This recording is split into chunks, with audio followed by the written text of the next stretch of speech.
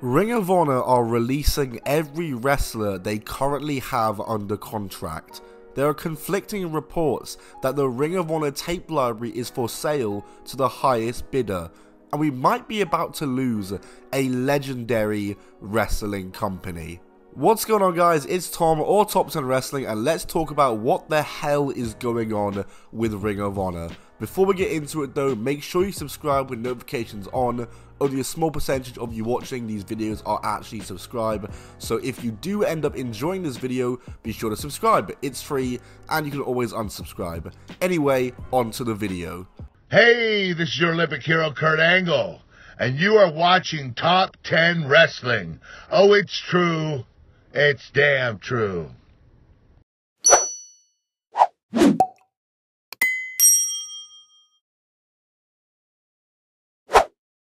So a couple days ago, Ring of Honor released a statement on their official Twitter page stating the following: "Throughout the pandemic, our top priority was to keep everyone healthy and safe, and despite not producing any live events over 18 months, we were able to keep everyone fully contracted. We now find ourselves at a time where we need to make changes to our business operations and are planning a pivot for Ring of Honor with a new mission and strategy. The year will culminate with a final battle in December, and we'll be taking the first quarter of 2022 to work internally to reimagine Ring of Honor. Ring of Honor has the most dedicated fans in the industry, and we appreciate their loyalty and patience as we reconceptualize Ring of Honor. I can't read. We anticipate returning to live events in April for the Supercard of Honor with a new fan-focused product and provide a unique experience for wrestling fans."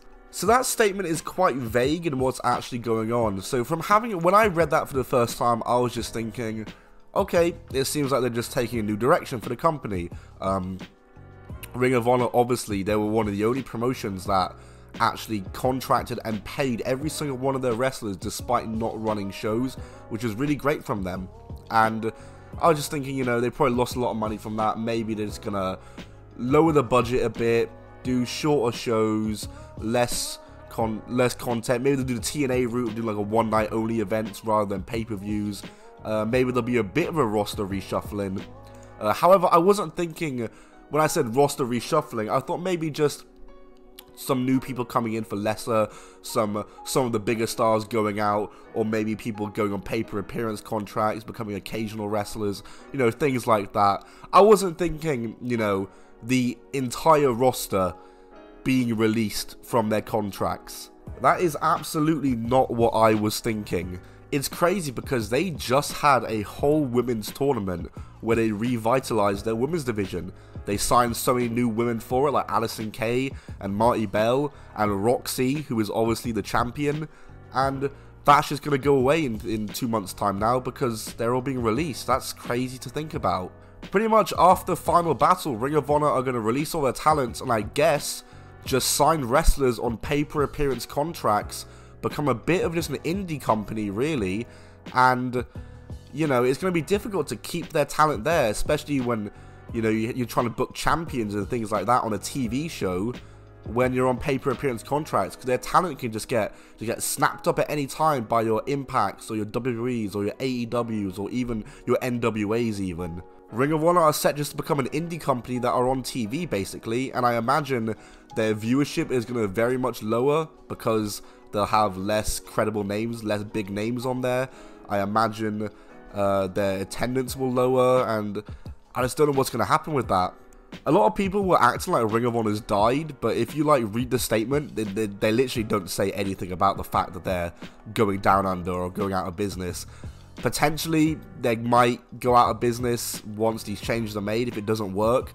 I'm not the one to predict that because I know nothing about, you know, the business side of wrestling, so all the people speculating on that are definitely not the right people to be speculating on that. We're just going to have to see what happens. There's been conflicting reports that the Ring of Honor tape library is up for sale. People are reporting that it is, but then Ring of Honor themselves have came out and said apparently that, well, it's not, no. And yeah, if Ring of Honor is to die, like I said, I'm not speculating on it. We are going to lose a legendary company, and trust me when I say Ring of Honor is a legendary company. Ring of Honor is so important to the wrestling business. You want to know just some of the people who came from Ring of Honor? Bryan Danielson, Samoa Joe, CM Punk, Tyler Black, who you might know as Seth Rollins nowadays. All these guys came from Ring of Honor. The Elite came from Ring of Honor. NXT's roster, their top stable for the longest time, was Roderick Strong, Adam Cole, Bobby Fish, and Kyle O'Reilly. All four of those guys were synonymous with Ring of Honor. AEW's roster right now, made up of the Elite, Frankie Kazarian, Christopher Daniels, all guys who were synonymous with Ring of Honor. CM Punk, Bryan Danielson, they were in WWE as two of their biggest stars. They're now in AEW as two of the biggest wrestling signings of all time. And you know who they were synonymous with? Ring of Honor. And that kind of leads me into my next thing, was why Ring of Honor really fell off in the first place. I mentioned it just then. A load of guys went to AEW and NXT. These Ring of Honor guys all went to AEW and NXT. Ring of Honor lost kind of a lot of their core roster and their big names because they were snapped up by these companies who saw all the potential in them, and rightly so, because they were great talents. People don't realize, but before AEW, Ring of Honor were the rivals to NXT. They straight up were. They ran on Wednesdays. They would have pay-per-views on Saturdays, the same day as takeovers. They were the rivals to NXT, and NXT literally, quite frankly, stole all their roster. So I think a big thing as to why they really fell off, one of the bigger reasons was NXT taking all their talents, and then, you know, the Elite being the Elite were really the last of their big talents after NXT snapped them all up. And obviously after All In, fair enough to them, they had their own vision, they wanted to do things their own way. And to be fair to them, if they were to stay in Ring of Honor, they would have been staying in a sinking ship. So they went and started AEW, and fair enough to them, but Ring of Honor really did suffer as a result to it. But even after that, they still ran at MSG along with New Japan, because Ring of Honor and New Japan had a partnership together. But this event is looked back on fondly. It was a very good event. However, the Ring of Honor side of it, not too much. For one, you had Enzo and Cass interfering in what people thought was a shoot but wasn't, and wasn't shown on camera, and it looked like they were going to get signed, and no one wanted that. You had Matt Taven winning the world title, which I should say, I have no problem with Matt Taven. I think he's a great wrestler. However, compared to like their past Ring of Honor champions and stuff, he's nowhere near to them, and I think that just really signified how far Ring of Honor had fell. And then they lost their New Japan partnership after that, and that MSG show really hurt them. And then other things that took place was, you know, the Joey Mercury situation, you know, everything that Bully Ray did just to try and destroy that company. Why they gave Bully Ray position of power, I'll never know. The speaking out movement, Marty Scurll being outed when he was their head booker and one of their biggest stars. The pandemic, of course, a bigger reason. They, like we said, they kept all their wrestlers under contract and paid, even though they weren't running shows, which was just such a formidable thing for them to do, and something like I have so much respect for, but you can't doubt that that must have destroyed them financially.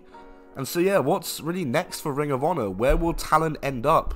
Jay Lethal has been one of the biggest stars outside of WWE and AEW the last 10 to 15 years, or after he left TNA, you know, he was a big star for Ring of Honor. Dragon Lee, EC3, who only signed this year, is he going to return to Impact, go to AEW? You know, the Briscoes, one of the biggest tag teams ever outside of WWE, like, where could they end up? I know FTR called them out on Twitter.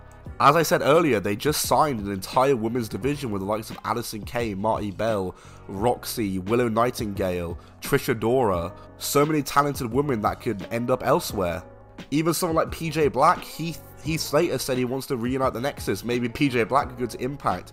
I don't want to speculate on all these guys' futures, because right now it is probably, you know, it's a stressful thing for them probably. The company they're working for has announced that, yeah, you're all getting fired at the end of the year.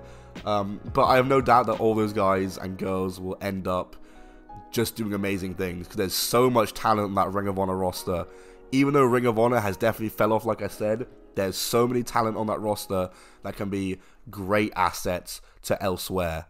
And yeah, that's my thoughts on the whole Ring of Honor situation going on right now. Like I said, I think Ring of Honor is such an important, underrated company in wrestling history, and it's a shame that this is happening, and I hope we don't see them go, you know. I really do. I always wanted to see a Ring of Honor show before I died. You know, ideally I would have liked to see one 5 years ago when it was still popping off, but, you know, things happen. But either way, Ring of Honor, shout outs to you. And yeah, thanks for watching the video, guys. Like and subscribe, leave a comment down below, let me know your thoughts on Ring of Honor and what's going on right now. Check out my Twitter, Instagram, all linked down below. I'll see you all soon. Goodbye, and keep on rolling.